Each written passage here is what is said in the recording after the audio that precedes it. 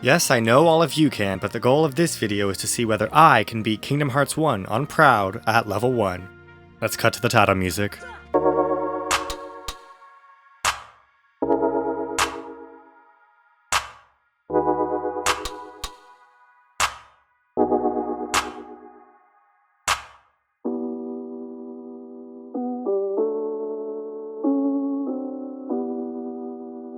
After watching my favorite music video, I start by picking the staff and giving up the shield. This permanently gives me 1 more MP, and since magic damage in this game scales off your max MP, that is essential. I effortlessly combo this barrel and pick the bottom options for this section.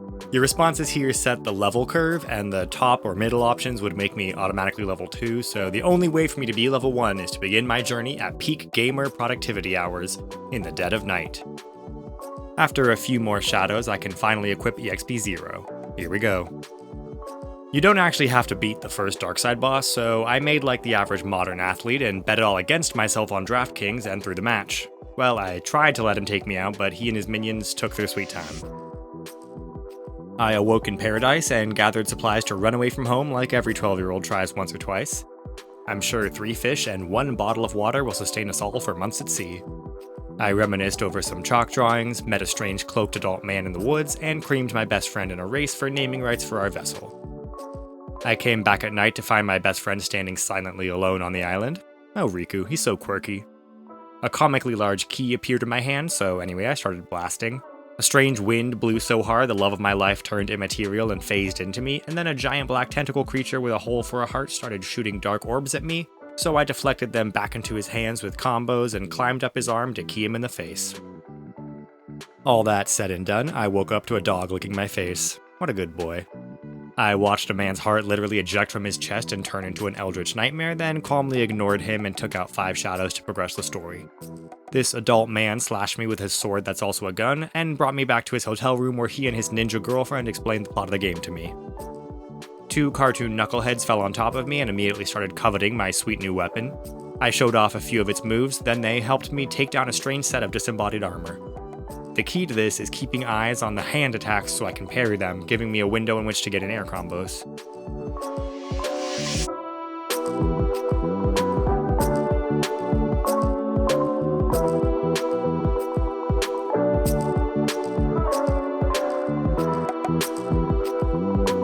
This duck immediately gave me, a child, the gift of fire, and invited me to travel the universe with him on his spaceship.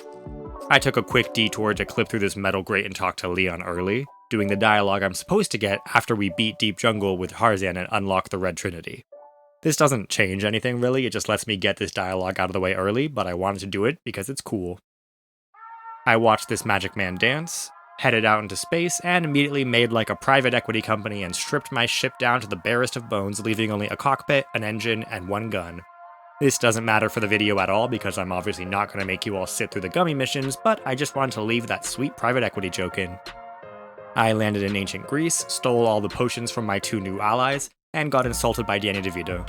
I destroyed a bunch of expensive, artisanally crafted barrels, which for some reason was impressive enough that Danny DeVito gave me the power of Zeus, the king of gods, to make lightning. Since that was all I came here for, I blew that popsicle stand, got back in my ship, and fell down a rabbit hole.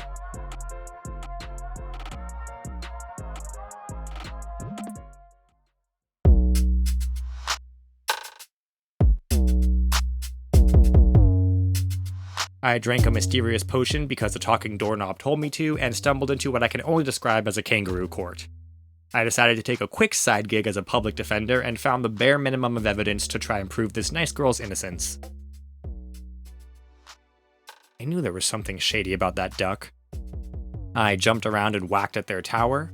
This fight can be annoying if you try to hit the tower too quickly and let the cards team up on you, but as long as you try to stay above them and use the 3rd hit of your combo to knock them back, you can slowly whittle the tower down. I became strong and threw a boulder to impress the other dudes at the gym, got a bunch of unbirthday presents, lit some candles for mood lighting, and rolled into this latch just fast enough to open it and flee before the heartless spawned. Does anyone else think it's weird they call this boss a shadow when it's clearly the most vibrantly colored thing in the room? Anyway, this boss is a long-legged and annoying, but like a short king dating a WNBA star, I just jump impotently up over and over, trying to get a piece of his midsection until he graciously comes down to my level so I can combo him, hit him with fire, and eventually take him out.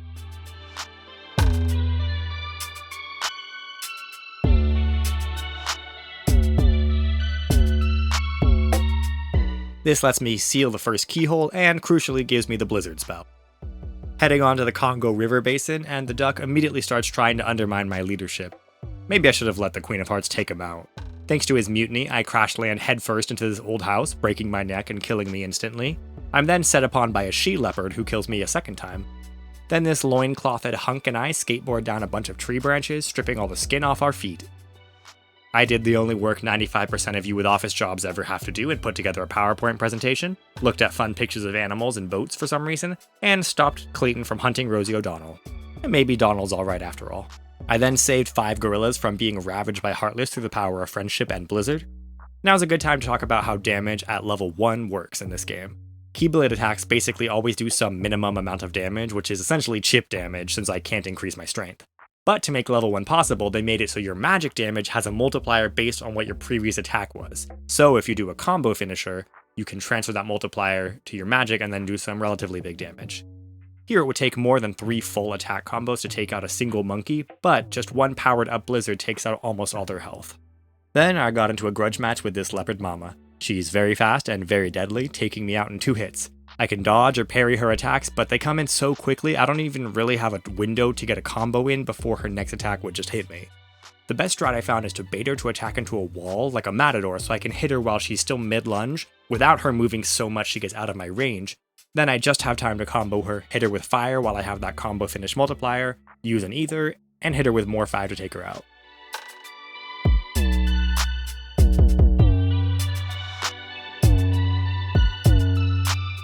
I hit this weird tree nose thing 15 times. This part of the story has always confused me. Now for the hunter and his special friend, Randall from Monsters Inc. Normally I would knock him off the chameleon, combo him into the corner, and try to take him out quickly, but my damage is so low that I have to spend way too much time trying to dodge eye beams while keeping up the pressure on him and not letting him heal, so I figured why not just take out the lizard first.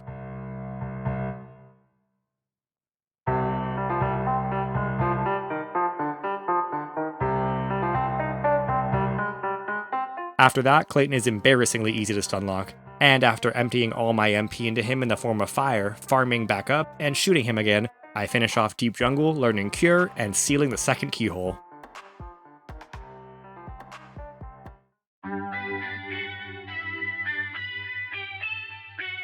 I headed back to Traverse Town, gave my favorite A.A. Milne book to Merlin, and gained access to Matthew Broderick. I had that awkward moment where my new friends didn't like my old friends, inevitably pushing my old friend further into the clutches of the Dark Witch manipulating him, standard Tuesday.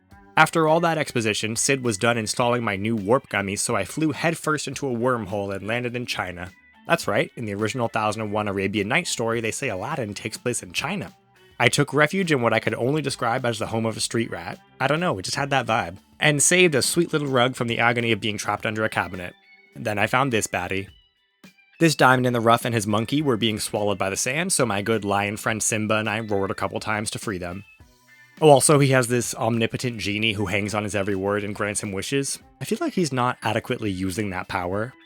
I turned a couple keyholes and peeped on this evil twink as he literally threw my girl ass first into a clay pot.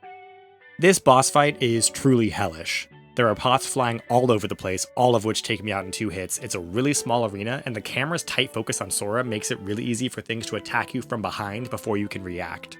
Rather than going for speed, I keep the boss in this first area, take out literally every pot so it's just me and his front and back half, and slowly get combos in, healing up every time he hits me until finally I squash the bug.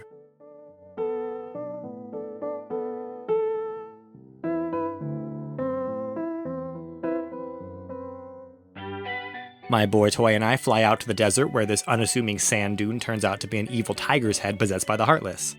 This fight's annoying due to the jank physics that constantly knock you off the head and the scimitar bandits and eye blasts flying all over the place, but eventually I'm able to stay on top and get hits in. The tiger starts going crazy once you take one eye out, so I damage the right eye down, switch to the other side, and as soon as the first eye goes down I start mashing out combos to finish the second one off as quickly as I can. I pop into the Cave of Wonders and immediately jump down to the water table where I destroy a bit of centuries-old architecture. Hope that wasn't a load-bearing pillar. The first Jafar fight is slow but simple. He flies around, I either wait for him to come to me so I can hit him, or wait for him to start casting the blizzard that locks him in place so I can go hit him. A few more cycles than I would have liked, and I take him down first try.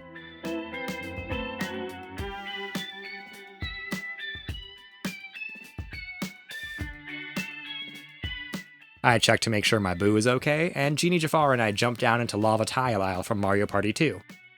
I shoot a few blizzards at him and go to town on Gilbert Gottfried, beating this fight first try as well. It's kind of funny how much harder the Pot Centipede fight was than the Jafar fights. With that, Genie is saved, and while Aladdin doesn't get the girl just yet, I get to seal a third keyhole. Also, fun fact, you can die on purpose in this carpet escape sequence and it gets you out faster. Oh my god. Robin Williams has feet.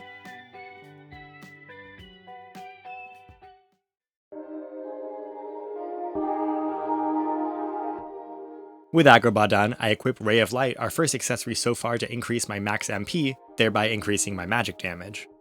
I flew straight into Nancy Reagan's gaping maw, ran around aimlessly looking for a puppet who, of course, ran headfirst into the mouth cage of this two-faced monster.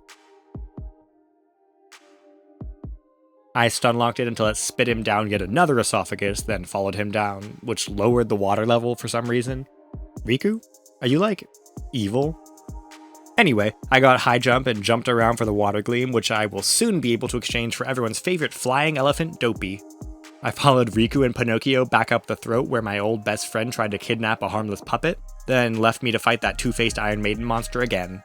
I stunlocked it with some well-timed combos, avoided its poison, parried most of its attacks, and healed off those that hit and slowly whittled it down.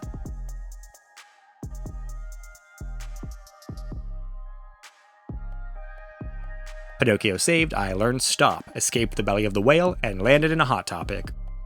There's a power-up here, so now's a good time to mention that since you could just craft infinite power-ups and defense-ups to get around the restrictions of being at level 1, I'm banning any use of those at all.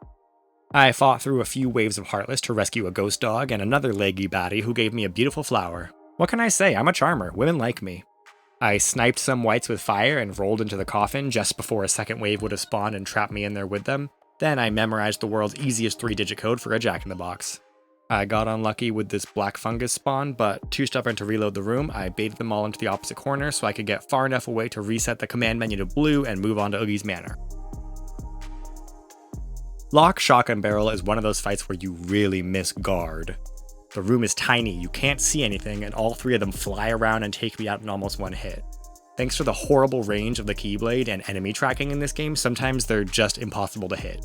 Anyway, they do more damage than I heal with Cure, so if they hit me once and I Cure once, the next hit will still take me out unless I can Cure again to get back to full health, which is almost impossible to do with how massive and fast moving their attacks are. I try to stunlock them all with Blizzara, but every time one of them inevitably breaks through and combos me down. All of this made me hate this fight, until I discovered the safety couch, atop which I can just stand and hit them all with Blizzara. I had to go through 3 ethers, and Locke can still hit me with his projectile attacks, but I was safe enough to take all of them out on the first try after discovering this beautiful sofa.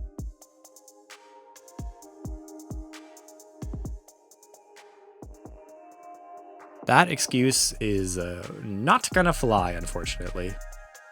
I made sure my whole party was stocked with potions for the next couple fights and headed down to greet the sack of insects. I took out this Heartless, comboed him down, and used a power-up Robin Williams to take him out. Just kidding, for some reason he doesn't go down when all the YouTube videos promised me he would. I sheepishly just keep fighting him the normal way, take down another wave of whites, avoid his Blades of Death, combo him again, and finish him off with fire.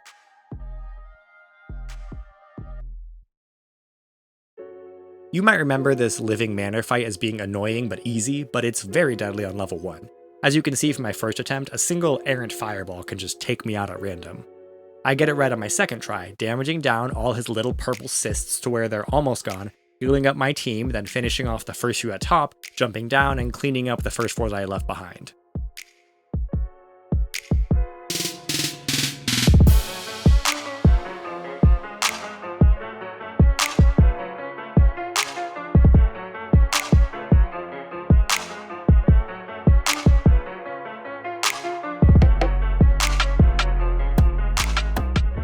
With that, I learn Gravity and seal yet another keyhole.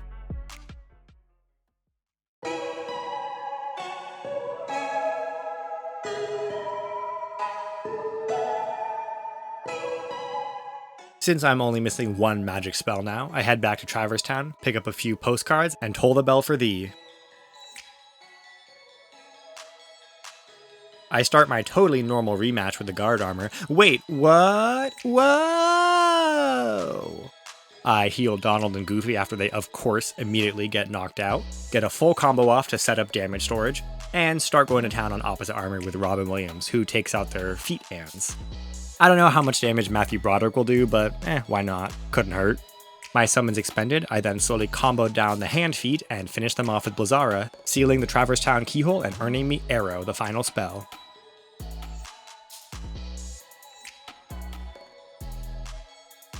I headed back to Merlin and earned one of the best keyblades for level 1, Spellbinder.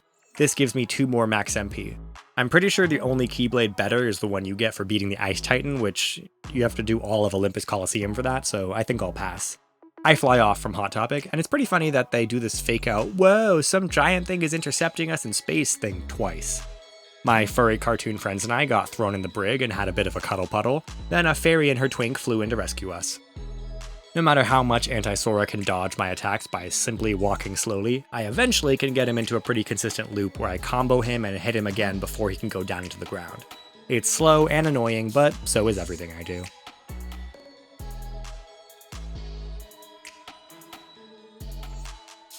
After narrowly escaping the beguiling wiles of a vile crocodile, I take out as many of Hook's minions with Gravity and Simba as I can, and while it's technically possible to combo the captain down with stop and very fast air combos, I'm really bad at that, so I just slowly get combos in, parry his attacks, avoid the stealth bomber flying above, and finish him off.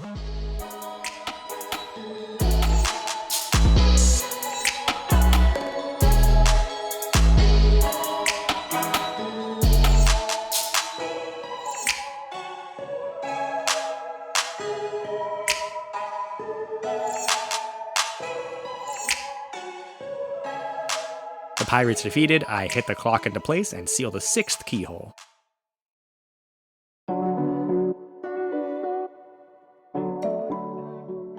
I flew to Hollow Bastion and was immediately abandoned both by my weapon and by my fake friends. I fought through the gutter with my new wolf buffalo pal, opened the castle gates, and confronted my old companions.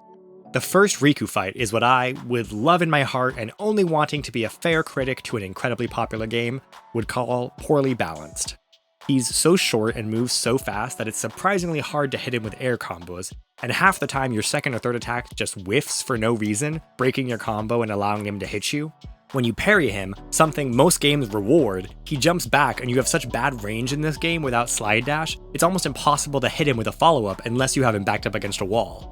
He does a counterattack every 3 hits that is basically uncounterable unless it just happens to miss you, which seems to happen like 1 in every 20 times. So I just have to wait for him to attack, combo him, eat his hit, and jump away and heal while he speeds after me like the bus from Speed. Eventually, after a lot of jank, I take him down.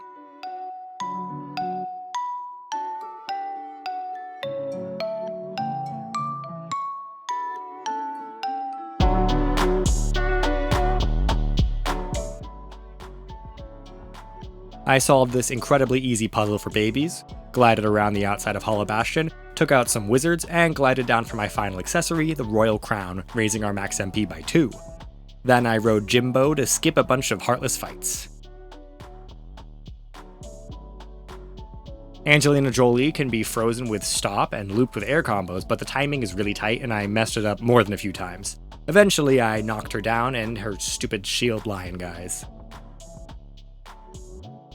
Kristen Chenoweth's dragon form can also be stopped, so I get a few combos in until I'm out of MP, use an elixir to refill it, then bring in live action Will Smith to finish her off while I avoid her fire and earthquakes.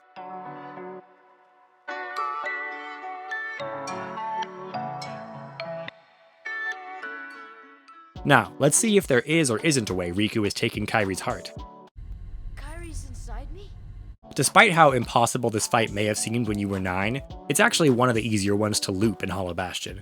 I hit him once, then do a full combo, then as he does his spin around retaliation, I start another attack as soon as his front foot lands back on the ground. Timing is pretty tight, but I'm much better at this than anything else for some reason, and I take him down the very first attempt without even letting him get a desperation move off. Then I save all the princesses and turn into a little frog and jump around and get bonked in the head by Donald and hug Kyrie and all that nonsense. Why do I feel like somewhere, somehow, someone just started summer vacation?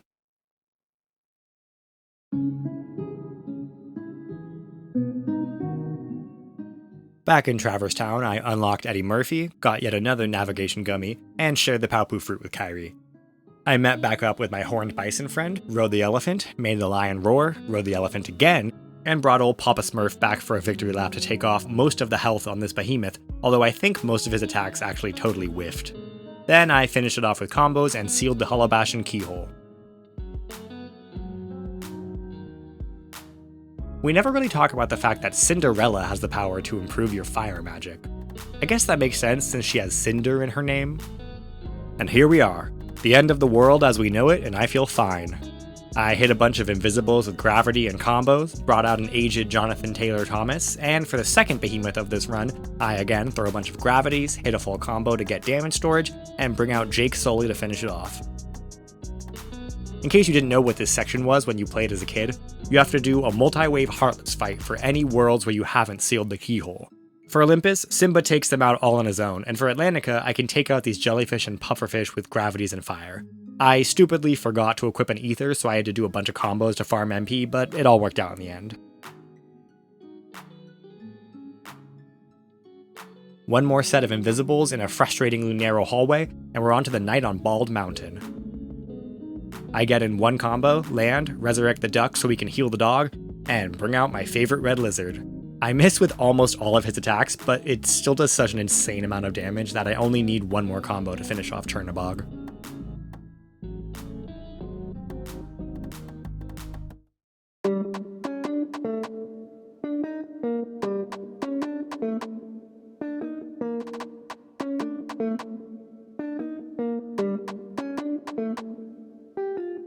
Oh god, the hardest fight in the run. Probably the most annoying fight I've ever done in a video game. It starts off simple. I hit the behemoth with 5 gravities, combo it, heal Donald because of course my friends both get knocked out immediately and I need them alive to be able to use summons, and with damage storage, I bring in Dr. Manhattan to finish it off. The second wave is a bunch of Dark Balls who, while incredibly annoying with their ability to turn into gas and explode on me, can be taken out with Mushu. Then comes the difficulty. 6 invisibles spawn at once, and I have a tiny window to try to hit as many of them as possible with stop before they either hit me or move out of my range. I hit 5 of them this time, then try to gravity all the stopped ones and take them out before they unfreeze. Full disclosure, I failed at this stage like 30 times because the stop timing is so tight, and the attacks from all the non-stopped ones are so huge. Finally, I whittle down the few remaining, make sure Donald and Goofy are both alive, and as soon as the last invisible is gone, I need to be in the corner so I can summon Simba immediately. He can take out the next few waves with his proud roar, but if I'm even a half second too late, they can shoot projectiles at me and stagger me, ruining the strategy. I throw an elixir, gravity the incoming invisible, and summon Demanuel in attack mode for the first time. I try to use his spray to take out all the Dark Balls, but I fail, meaning I have a tough fight ahead of me to finish them off. The goal is to stop the Angel Wings so I can hit them with 2 gravities and 2 combos and take them out. Luckily, Donald and Goofy each still have a few ethers they can throw at me, and I just barely have enough resources to take out the last few enemies, comboing down the last invisible and finally escaping the hell that is this room.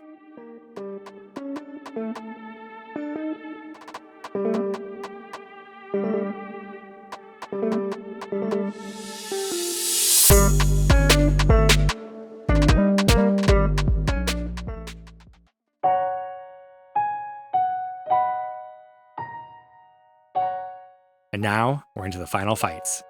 Ansem 1 is a joke. I do a full combo for damage storage, and my little red lizard burns him to a crisp. The dark side fight is irritating but simple. I do air combos to avoid his first earthquake, then wail away on his head. I get in combos when I can, and shoot fire at him when I can't, avoiding his orbs and all the little frogs he spawns. Ansem 2 is tricky. He has a few big fast attacks I need to react to differently, either jumping over or parrying them. If I get hit, it's easy to get comboed down. I slowly whittle him down, and although he does do his desperation move twice, much like the Pursuer in Dark Souls 2, his greatest weakness is walking to the right. At the end here, I dodge roll into him to avoid his submit attack, and time my combos perfectly to skip a potential third desperation move. You can tell the skip works because he staggers 3 times. And then, finally, I finish him off.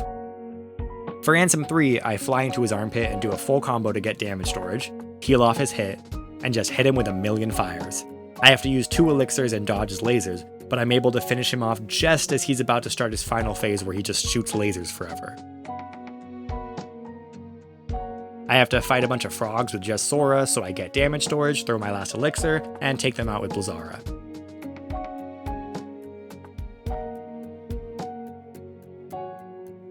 These little siege towers are incredibly annoying and my attacks do very little damage, so I take out the 2 big ones with 2 gravities and 2 fires, and slowly whittle the small ones down using fire whenever I have the MP for it, all the while avoiding lasers and projectiles.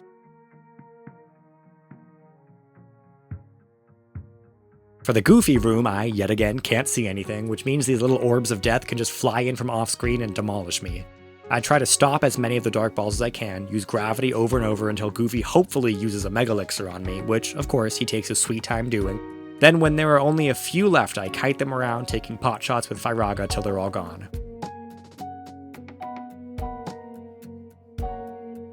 For the monstrous face, I just combo it for damage storage and shoot it with fire, trying to avoid its lasers. I'm very, very bad at avoiding its lasers. Like, horrible. I run out of MP and items, so I have to fly up close to help him Looksmax by hammering him in the cheekbones, and eventually I win. One more fight against Invisibles. I stop them, combo them for damage storage, stop them again, and get as many gravities and combos in as I can. I heal Donald so he can throw his Mega Elixir to refill my MP, but oh my goodness, he takes forever to do it, and they all spread out before I can finish them off. Eventually, there are just 2 left that I slowly combo down.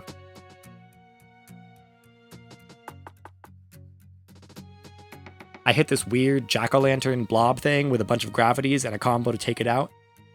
And now, final Ansem? Well, I avoid his lasers to start, do a full combo for damage storage, and now that I have the Mickey Mouse Clubhouse back, I heal him up so I can summon. Then, after I escape this bizarre glitch where I couldn't jump or move for a while, our little scaled friend destroys him in like 10 seconds. That's right, this is the power of damage storage and the Mushu summon, affirming that yes, I can beat Kingdom Hearts on proud difficulty at level 1. I'm just gonna go ahead and say it. This is definitely less fun than the second game at level 1. That's to be expected since KH2 was actually designed with level 1 in mind, so you still get a fair amount of fun abilities and tools through the boss bonuses, as well as the abilities you get in critical mode in that game, whereas since this version was retrofitted to have level 1 in the Final Mix remaster, it feels tacked on.